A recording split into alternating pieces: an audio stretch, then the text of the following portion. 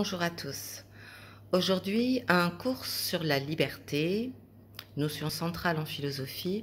Alors, je tiens à préciser, comme toutes les autres vidéos que je fais, ce sont des cours un peu minimalistes dont le but est de bien distinguer différents concepts afin de bien commencer à voir les problèmes qui se posent. Et les cours ne constituent pas une fin en soi, mais doivent être le tremplin pour votre réflexion. Donc voilà, cette notion de liberté. Oh, il y a des ombres, c'est pas grave. La liberté, c'est quoi être libre? Si je pose la question à un peu n'importe qui, dans la rue ou même à moi-même, au premier abord, il y a une définition qui s'impose. Je suis libre quand je peux faire ce que j'ai envie de faire. Je suis libre quand je peux faire ce qui me plaît. Donc la liberté serait l'absence de contraintes ou de limites qui pourraient nous empêcher de faire ce qui nous plaît. Voilà, définition de l'opinion commune que nous allons être amenés à dépasser, à remettre en question, mais qui est importante tout de même. Parce que c'est la définition que chacun donnerait et donc elle a sa raison d'être. Je suis libre quand je peux faire ce que j'ai envie de faire. Alors, si je définis la liberté ainsi, l'absence de contraintes nous empêchant de faire ce qui nous plaît, il est évident que l'être humain ne pourra jamais être absolument libre. Être absolument libre, ce serait pouvoir faire absolument tout ce qui pourrait nous plaire. Autrement dit, ce serait la toute-puissance. Par exemple, tiens, j'ai envie de me transformer en coccinelle. Ah, je peux pas. Il y a des limites, ça m'empêche, et donc je suis pas libre, je peux pas faire ce que j'ai envie. J'ai envie de me télécharger, de me téléporter sur Mars. Ah, je peux pas le faire, je peux pas faire ce que j'ai envie, donc je ne suis pas libre. La liberté absolue en ce sens, donc, ça supposerait la toute-puissance. Seul Dieu, s'il existe, pourrait être absolument libre. Mais nous, êtres humains, qui sommes des êtres finis, nous ne pouvons être que relativement libres, plus ou moins libres. Alors comment faire dans ce cas-là? Pour augmenter notre liberté, eh bien, il y a deux options qui se présentent à nous. L'option qui nous semble à tous la plus naturelle, il s'agirait d'augmenter notre puissance, augmenter notre force physique, augmenter notre richesse, parce que dans nos sociétés quand même c'est la richesse qui nous donne la possibilité de faire ce qu'on a envie de faire, augmenter notre pouvoir politique.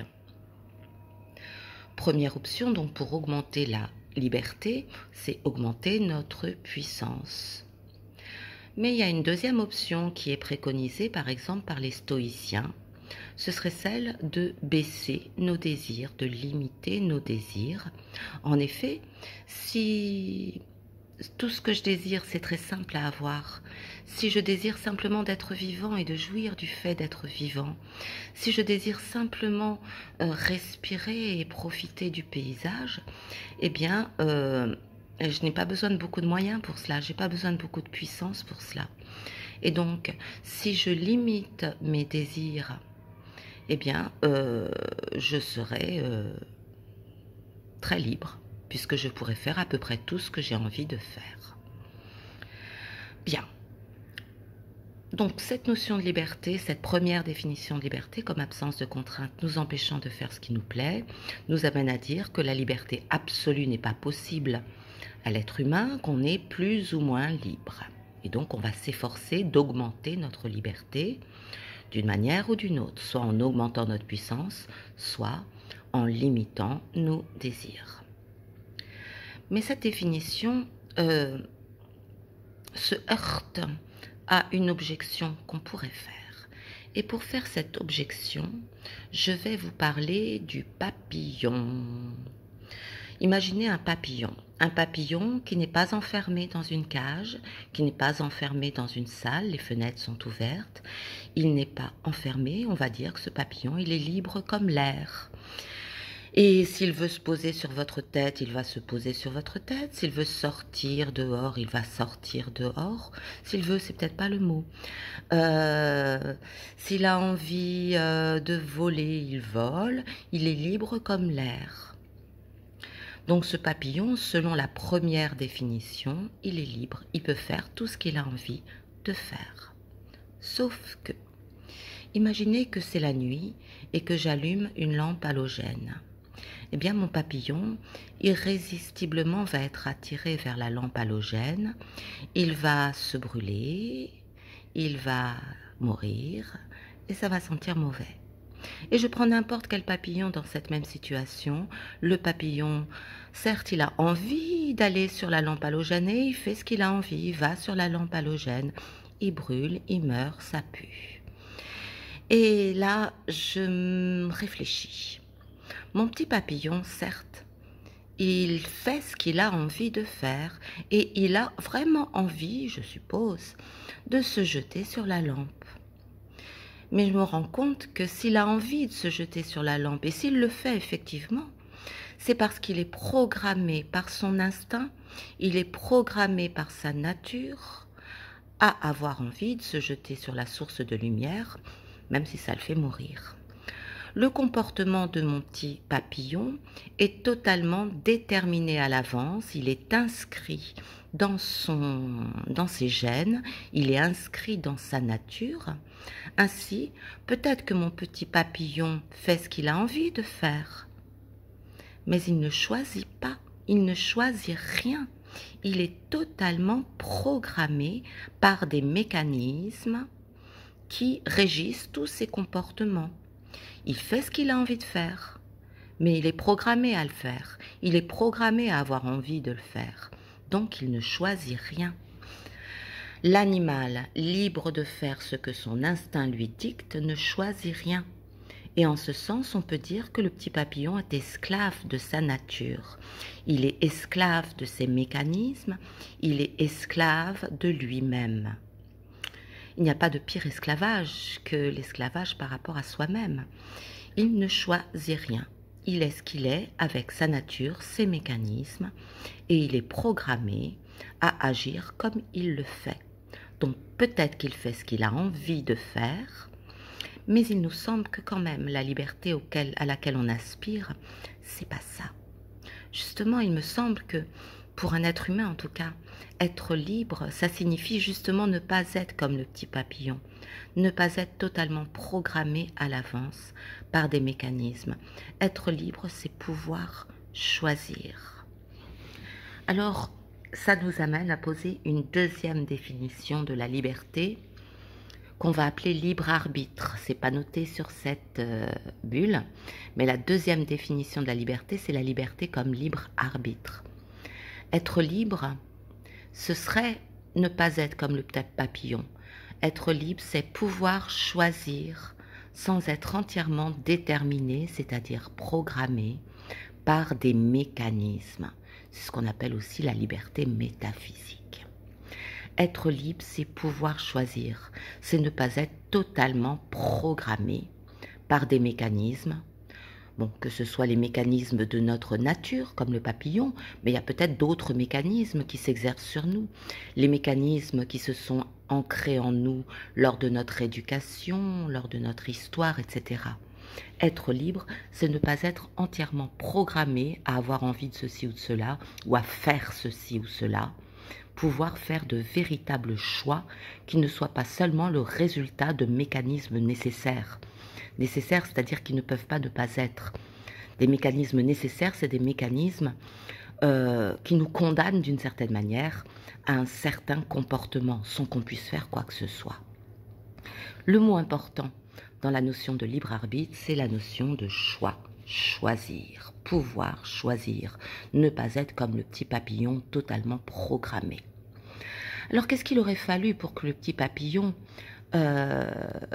puisse être libre dans le sens du libre arbitre? Eh bien, il aurait fallu que le papillon, à un moment, puisse se dire en lui-même, déjà, il faudrait qu'il puisse se dire en lui-même, suppose la minimum de réflexion, toute ma nature m'entraîne vers la lampe, mais stop, ne nous précipitons pas, stop, résistons à cette force qui nous pousse vers la lampe, faisons un temps de pause et réfléchissons. Moi, petit papillon, qu'est-ce que je choisis de faire? Alors là, il y a plusieurs choses. La liberté comme libre arbitre suppose la possibilité de résister aux mécanismes qui nous régissent, la possibilité de dire non à ce que notre nature nous détermine à faire. Deuxième point. Pour pouvoir choisir, il faut posséder ce qu'on appelle en philo la conscience réfléchie, c'est-à-dire pouvoir se saisir soi-même comme un moi-je. Moi, je choisis. Pour que je choisisse, il faut que je me saisisse moi-même comme je. Il faut que je dise « je suis moi » et « moi, je choisis ». C'est ce qu'on appelle la conscience réfléchie. Alors ça nous paraît évident à tous, sauf aux graves psychotiques infantiles. Tous autant que nous sommes, en pensant à nous-mêmes, nous disons « moi, je suis un individu séparé des autres, je suis moi et je reste moi à travers tous les changements qui peuvent m'affecter. Certes, je suis peut-être pas le même que quand j'avais 10 ans, mais c'est toujours moi. » Donc se saisir comme un « moi-je », ça suppose que je me saisisse comme premièrement une unité permanente dans le temps, malgré les changements qui m'affectent, et ça suppose que je me saisisse comme séparée de ce qui m'entoure, de ce qui n'est pas moi. Et ça, c'est pas si évident. Vous savez que chez le jeune enfant, cette conscience de soi se construit tout au long des premières années de la vie à travers des processus assez complexes. Et ce n'est qu'à 3 ans que le petit enfant peut dire « je ». Petit enfant, il peut très bien parler, dès 10 mois, il parle, il peut faire des phrases très correctes et assez complexes, même déjà à 2 ans, mais bien qu'il possède le langage, ce n'est que vers 3 ans qu'il va pouvoir dire « je », c'est-à-dire qu'il va pouvoir se penser lui-même comme une identité, comme un sujet séparé des autres et un sujet permanent. La conscience de soi, c'est pas si évident. Est-ce que le petit papillon est capable de penser en lui-même « je suis moi, je, petit papillon » ? Rien n'est moins sûr. Dans toute la tradition, on a tendance à penser que la conscience de soi est le propre de l'homme, que les animaux ont certes une conscience immédiate, c'est-à-dire le chien voit l'oiseau, donc il a une conscience immédiate, il est bien conscient de l'oiseau.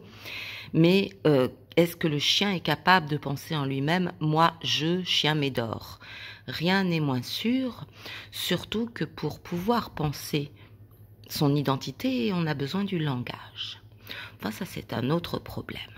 Donc, condition fondamentale du libre arbitre, la conscience de soi, la conscience réfléchie. Autre condition de possibilité du libre arbitre, la possibilité de réfléchir, donc l'usage de la raison. Alors, traditionnellement, on considère que l'homme, être conscient et être de raison, possède un libre arbitre, c'est-à-dire qu'il n'est pas condamné, comme le papillon, à être totalement régi par des mécanismes. Certes, il y a des mécanismes qui s'exercent sur nous, mais malgré ces mécanismes, nous pouvons quand même faire des choix. Ça, c'est la pensée traditionnelle. Voilà, nous avons, en tant qu'être conscient et être de raison, un libre arbitre, une possibilité de choisir. Sachez tout de même que cette liberté métaphysique, ce libre arbitre, est contesté par certains philosophes qui disent que c'est une illusion. Certains